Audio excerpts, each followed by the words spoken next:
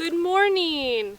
Welcome! My name is Shona and I'm from Ort Family Farm.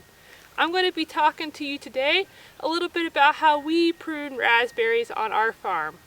So next to me I have a row of raspberries. It's actually my personal row of yellow and purple raspberries that I grow. This variety right here is the variety of Anne. It is a yellow one. And then I have some Brandywine and Royalty behind me. So these are about 2-year-old plants that we have put in, and I have them mulched with cardboard and a thick layer of mulch hay from my goat barn. These were planted and we had hoped to get a crop last year, but unfortunately we had a bear and some deer come through and take off the tips of these. So we're going to be putting a fence around this little area this coming year to hopefully help mitigate some of that damage.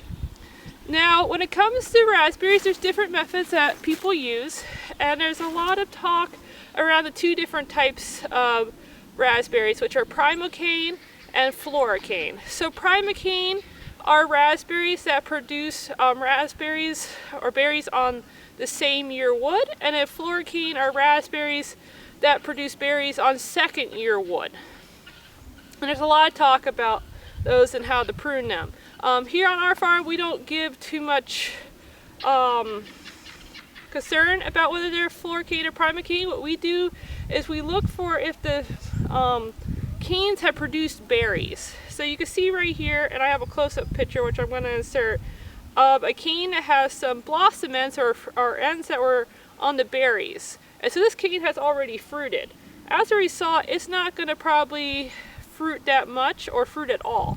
So what we do is we take a pair of pruners, and these are just a pair of bypass hand pruners. You can use loppers, scissors, whatever you got that's sharp enough. And we just go and we cut it back down. And it's looking like this whole entire stem here has fruited to some degree. So we're going to take that down almost to the ground. Now by doing that, you're going to cause the bush to push up another set of canes, which should either fruit this year or the following year, depending on if it's a primocane or a floricane. But we're only taking off the stems that have looked like they have had fruit based on the blossom ends that are still hanging on. And so we just take those out and we go from there. Now, sometimes you have a stand that's really thick. That's not usually the case for us. We usually don't have too high of density just because sometimes our weed pressure is a little high.